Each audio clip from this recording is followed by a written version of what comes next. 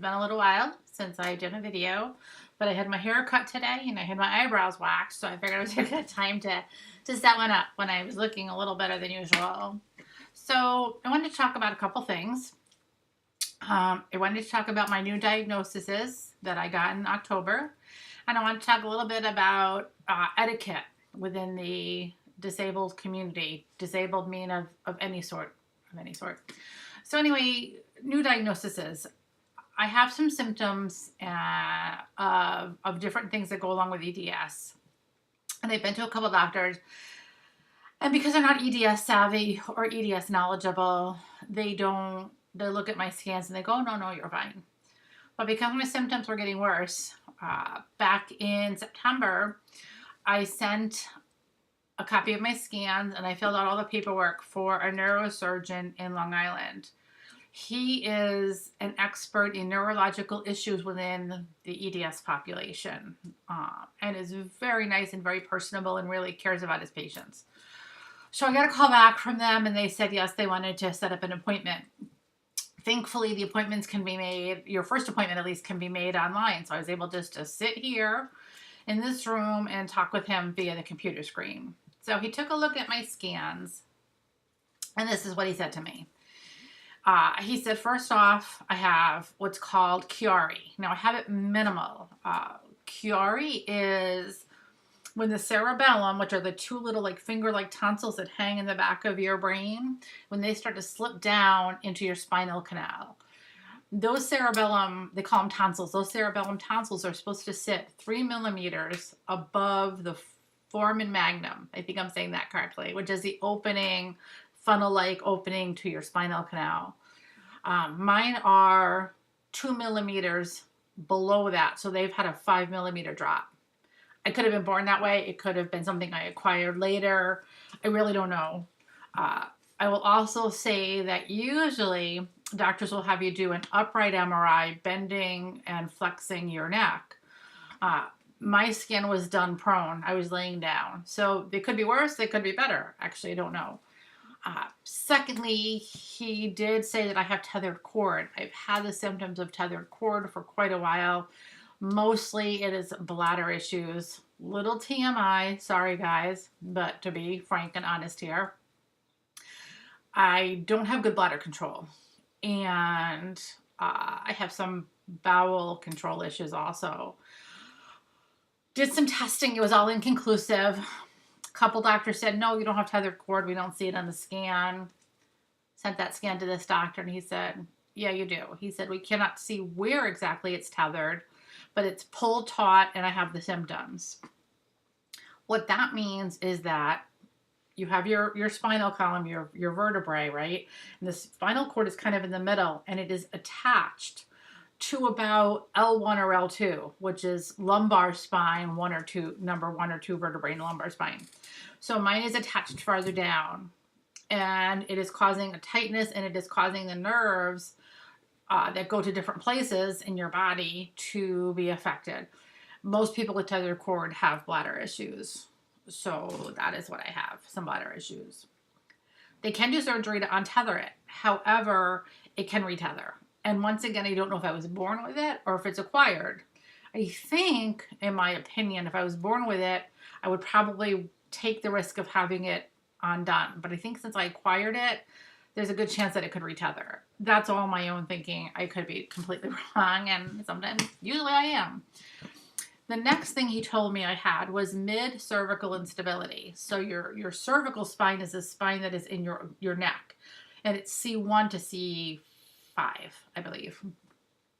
My vertebrae are not stacked on top of one another. They are kind of out this way or this way, so they are unstable. The fix for that is a fusion, and that is not something I really want to do right now, and that is not something that he wants to do. And that's one of the things I love about this doctor, is that he does not jump into surgery for people. He tries everything else first. So for that, the only fix I have right now, well, there isn't a fix. The only thing I do right now is for preventative purposes. When I'm in a car, unless I'm driving, I have a semi-hard collar that keeps my neck in the back very stable, very stiff.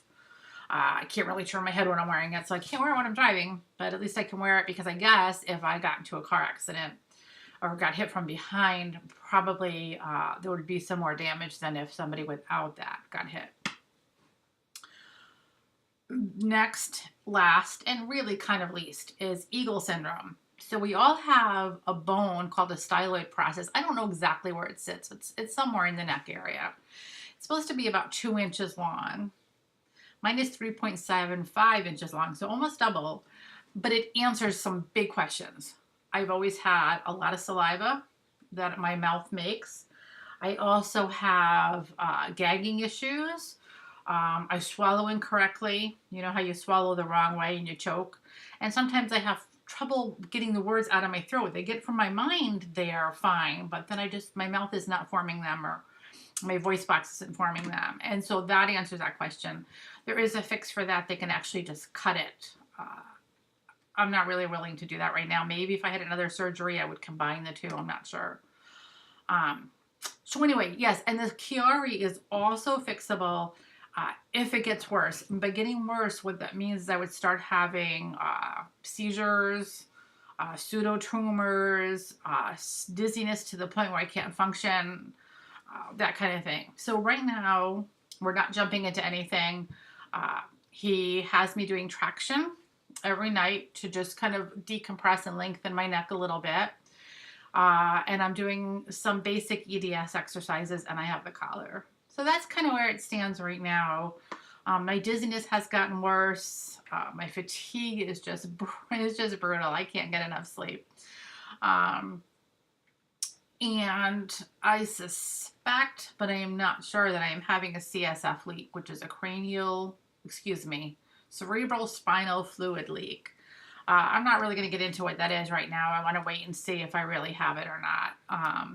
But that will cause some dizziness, that will cause some fatigue. And see, the problem with all these symptoms, if you are an EDS or you already know this, if you're not an EDS, so here's a little lesson for you. The symptoms are all overlapping. So I could be having dizziness from a CSF leak. I could be having dizziness from just basic EDS. I could be having dizziness from instability. I could be having it from Chiari. I could be having it from tethered cord. So that's some of the problem with this condition, is that we don't know always what is causing what. So it's a guessing game. So that's where I'm at. You know, I have to say that was quite an appointment. I got off the phone or off the computer with him feeling very overwhelmed. It's taken me a while to kind of process through. But at least I have some more answers. Unfortunately, I have really no fix right now, but I have some answers. And I have another phone call into him about the possible CSF leak. So I'll update you guys if that becomes an issue.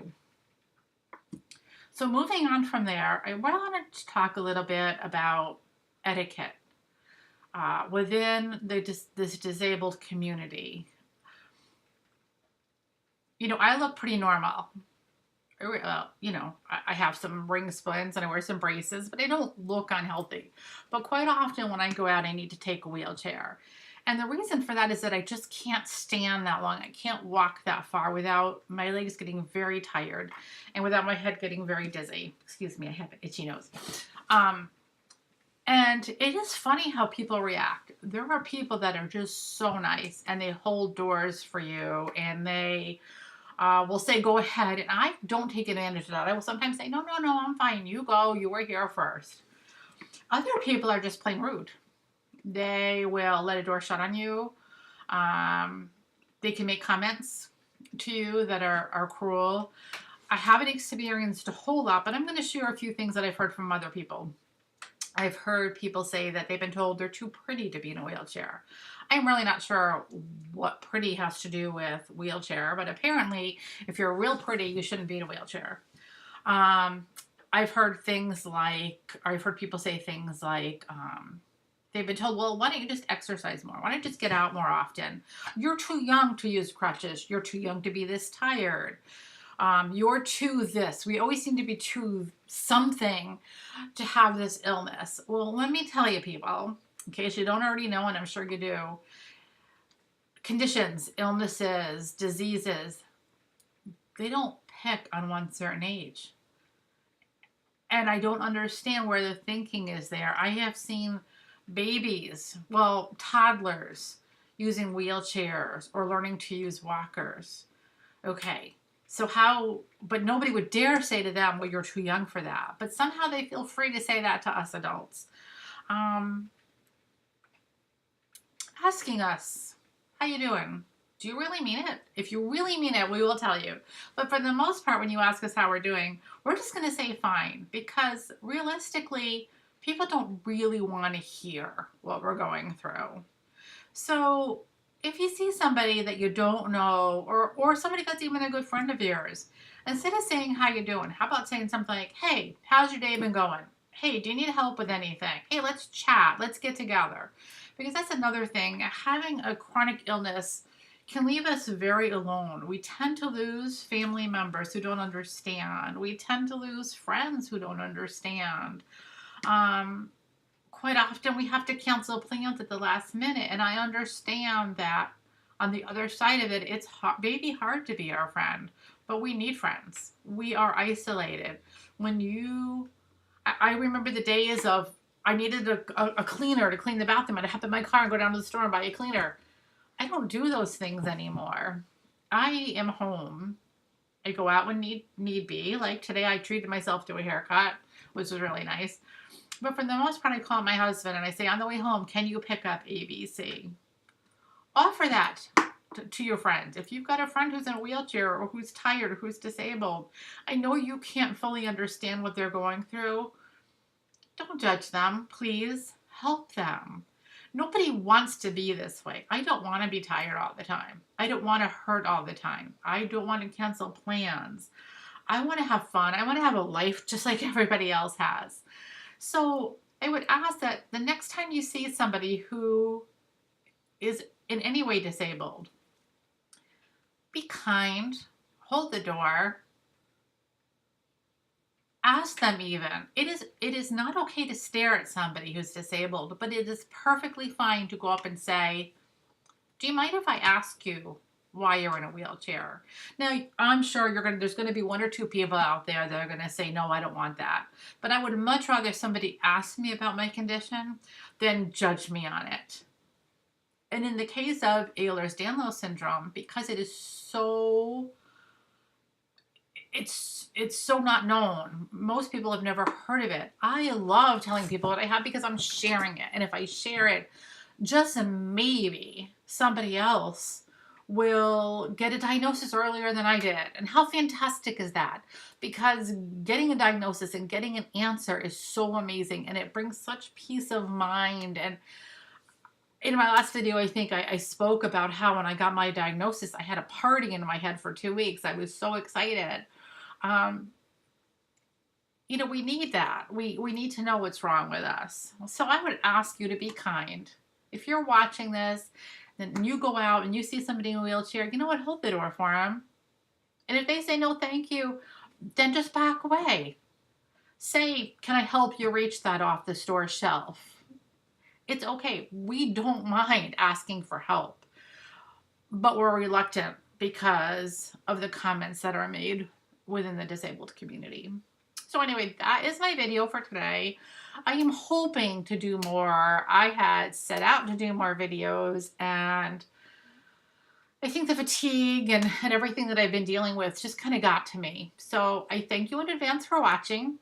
I have some other good friends who have EDS videos, and I'm going to put a few links below so you can watch them also. And I just thanks, guys. I appreciate anybody who subscribes, anybody who listens. If you have questions, please ask me. I have no problem answering questions.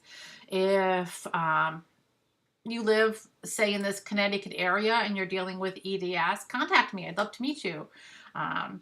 We call ourselves zebras, and zebras like to stick together in a herd, and the herd is called dazzle. So we are dazzling zebras. And I thank you all. Bye.